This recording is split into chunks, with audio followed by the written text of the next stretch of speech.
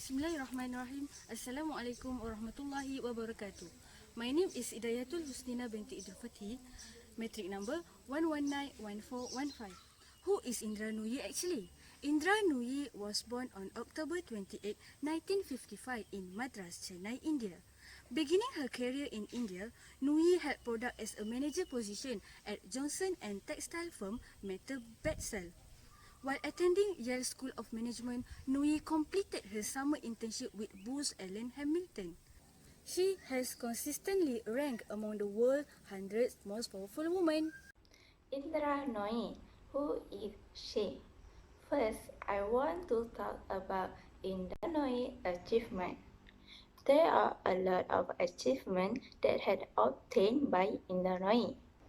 Among the achievements in 2014, she was ranked at number 13 on the Forbes list of the world's 100 most powerful women and was ranked the second most powerful woman on the Forbes list in 2015. And then in 2017, she was ranked the second most powerful woman once more on the Forbes list on the 90 most powerful women in business. What shaped her? First, family background. Family background is the initial factor that helped to shape Indra Nooyi into the leader that she is today. Furthermore, her family background completely from a Hindu background. The second, her mother. Her mother's name is Shanta Krishnamurti, who she considered as her first teacher. Her mother introduced to Indra about the aspect of integration by enrolling her in a Roman Catholic school. In fact, Indra Nooyi actually admitted to her mother encouraging her to become a leader. In addition, Indra's mother helped in sharpening her mental acuity to decision making. Third, the encouragement of her paternal grandfather, which is her mentor, is to keep up with her studies. It is to ensure that she will advance in her life. And the last one, environment at workplace. She surrounds herself with mentors and seek for advice. For example, Indra always does not procrastinate and sticks to her work until it produces the desired result.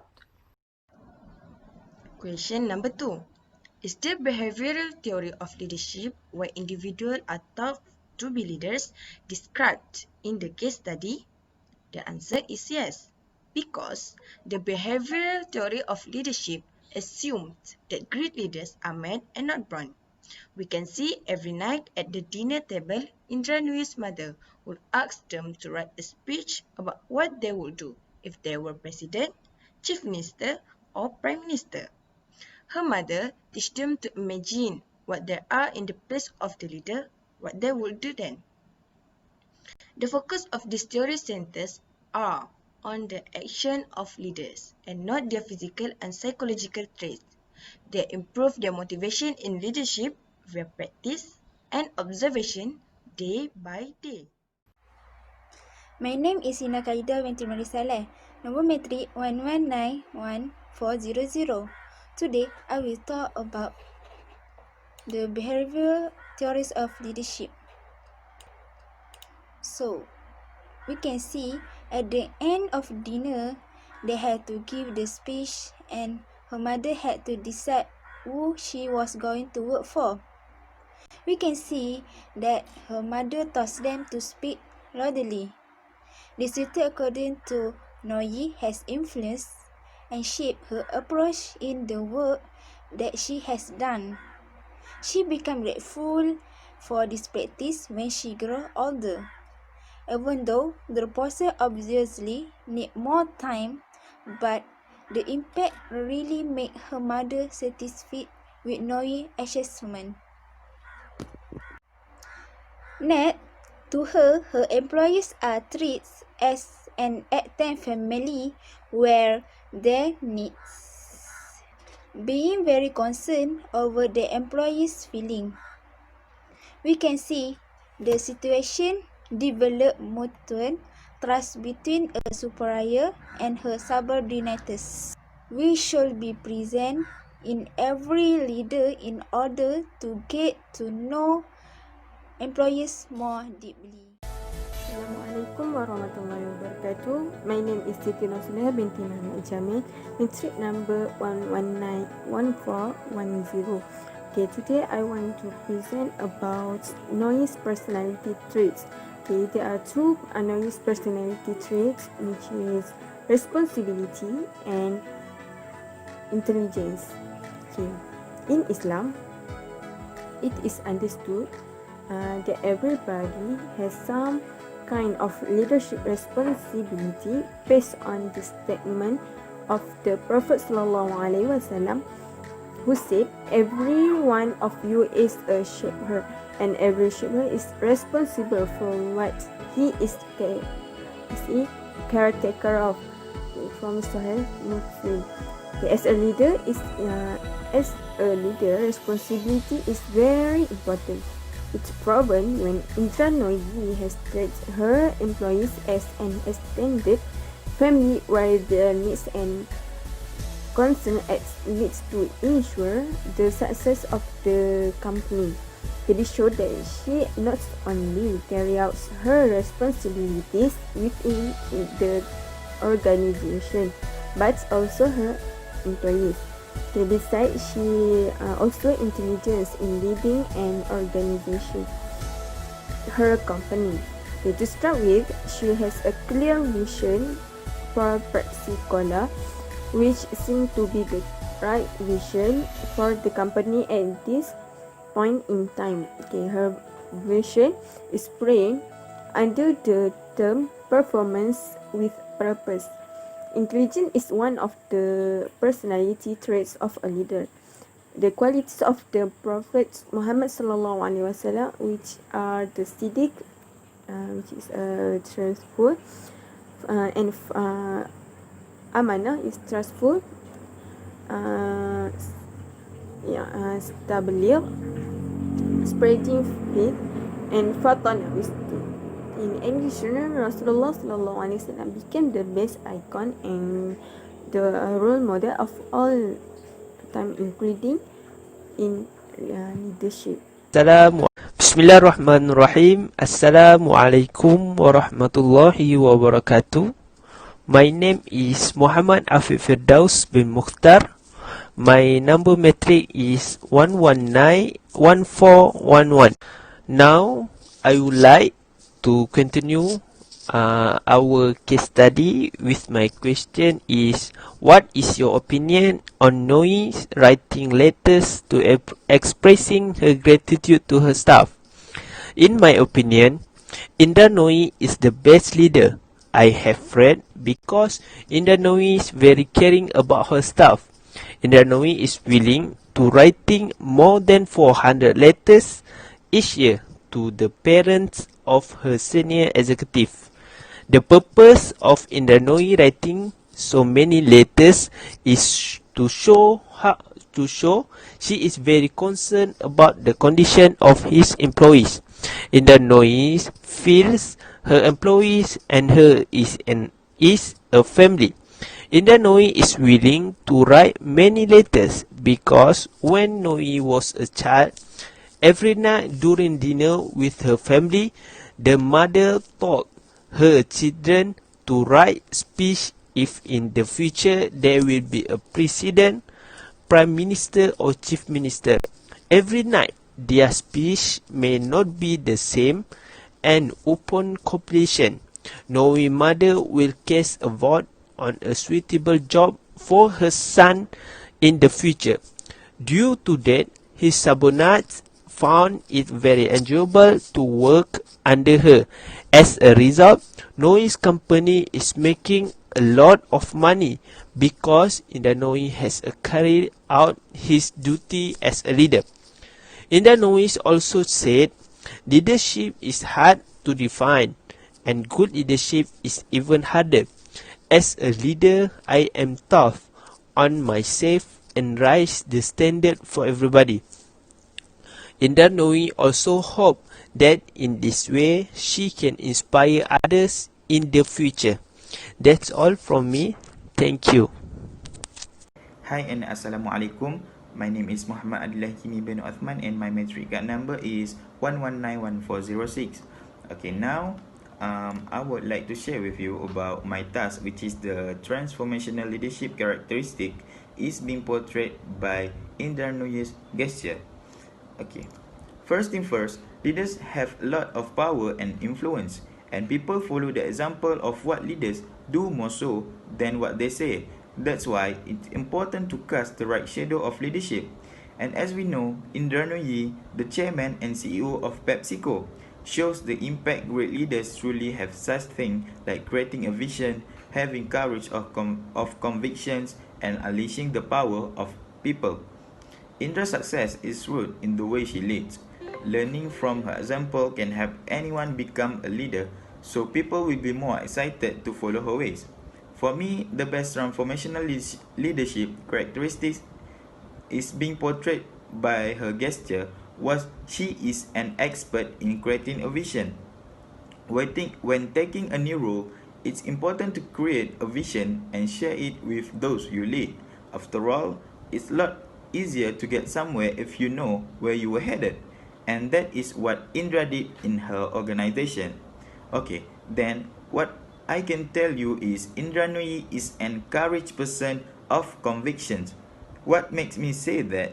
It is because Indra Nooyi is a master at conducting research and deep analysis before making a decision.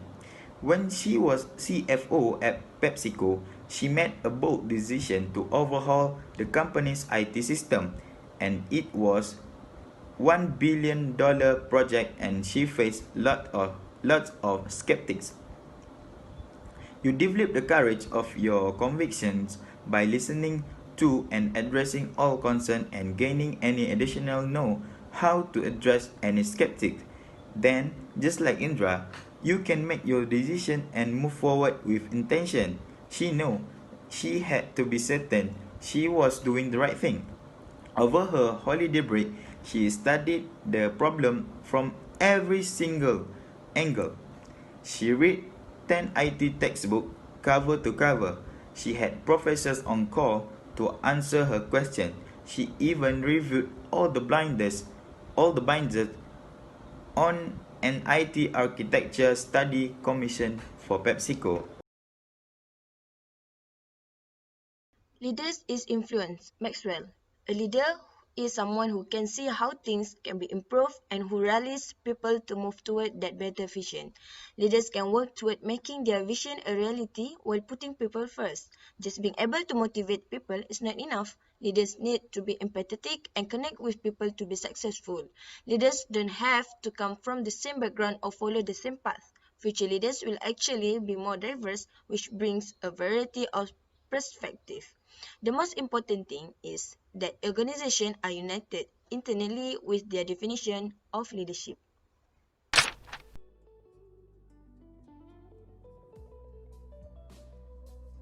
First, integrity.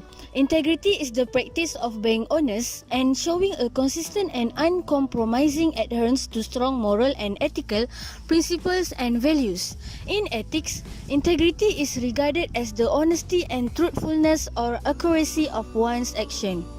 Why is integrity is important? It is perhaps the most important principle of leadership and dependent on integrity because it demands truthfulness and honesty. Many companies and organizations fail because they don't follow the reality principle. Integrity means telling the truth even if the truth is ugly. Second, communication. Communication is the act of conveying meanings from one entity or group to another through the use of mutually understood signs, symbol, and semiotic rules. The main step inherent to all communication are the formation of communicative motivation or reason, message composition, and message encoding. Why is communication is important? Being able to communicate effectively is perhaps the most important of all life skill. It is what enables us to pass information to other people and to understand what is said to us. Communication at its simple is act of transferring information from one from one place to another. Next, I think Prophet Muhammad can describe as a good leader because Prophet Muhammad, normally known as Messenger of God in Islam. As we see now, the leadership of Prophet Muhammad became a role model and a source of reference throughout the world. Among the characteristics of Prophet is trustworthy, good in planning, and a goal setting. Sultan Muhammad Al-Fatih as a good leader. The word of the Prophet ﷺ while digging a ditch in the Battle of Khandaq, Constantinople will fall into the hand of the Muslim army. The king is the best of kings. His army is the best of soldiers. Hadith narrated by Imam Ahmad. Who is Sultan Muhammad Al-Fatih? What is the greatness of him and his army so that it is mentioned as best king and best army in the hadith? He was a man who was proficient in history, geography, astronomy, poetry, and language. He mastered 7 languages: Turkish, Arabic, Latin, Greek, Serbian, Hebrew, and Persian. He trained on a simple life, was educated with religious knowledge and was signed. He was always humble. While building the Rumeli Hisari fortress, he opened his shirt and turban, lifted stand and sand until the scholars and ministers had to work together. He was a man who was always calm, quick, brave, patient, firm, and strong in keeping the secrets of the government.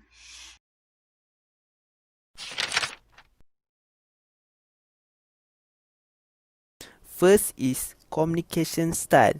In my opinion, men are much more likely to comment and use personal space than women.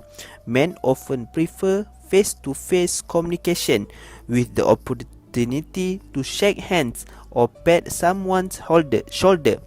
When women are usually comfortable speaking with someone side by side and are more comfortable being in close proximity with other women.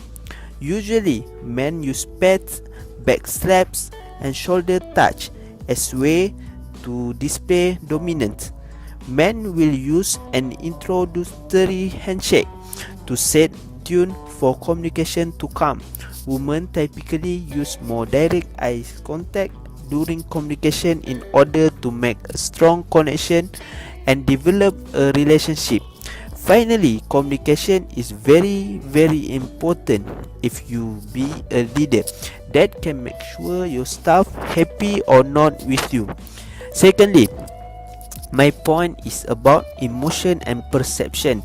Based on this point, we all know that men can be more control their emotion when they have problems. They can think and make the decision rationally. Communication within an organization is the process of creating and exchanging information in interconnected networks of relationships to resolve things that occur in an uncertain environment. Operationally, communication within the organization is one of the methods or forms of communication used in organization to provide information on matters related to the organization. Job satisfaction as an individual orientation positive for the job role held at one time. Role the job in question is the field of work that is liked or desired compared to the field of work done because compulsion and those who do not like. According to Blum and Neller, job satisfaction is the result of variety the attitude an employee has towards his job. In the operational definition of the study, job satisfaction refers to the level of employee satisfaction in this organization to their work and work environment. Balance in work and personal life is a hot issue said today because the passage of time has changed a lot in how we handle life that is increasingly challenging in addition to the job we have. Now the time have changed where more women are working as well as having to manage the household. The role of women as contributors to the family economy is undeniable.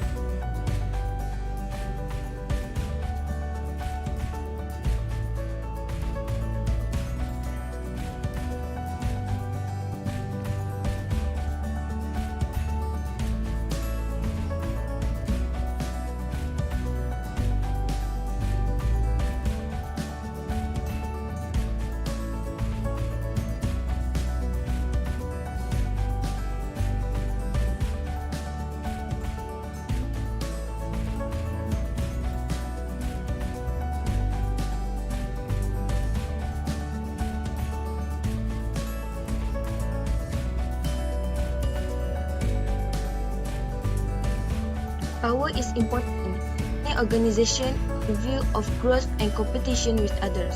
The absence of power would mean the lack of hierarchies of level. People who have power should avoid using it of their own advantage. The different types of power should be used effectively depending on the variable employee behaviors. Both men and women can become more effective as leaders if they take the strength of both sides into account. In that case, a socialization period might be necessary for subordinates who need to adjust to a change in leadership style influenced by gender. This socialization or transition period must be properly managed to ensure a smooth socialization or transition process. A leader's focus should always be about getting a task done, but becoming a leader also requires one to learn to be a better person. This is the foundation on which people build leadership.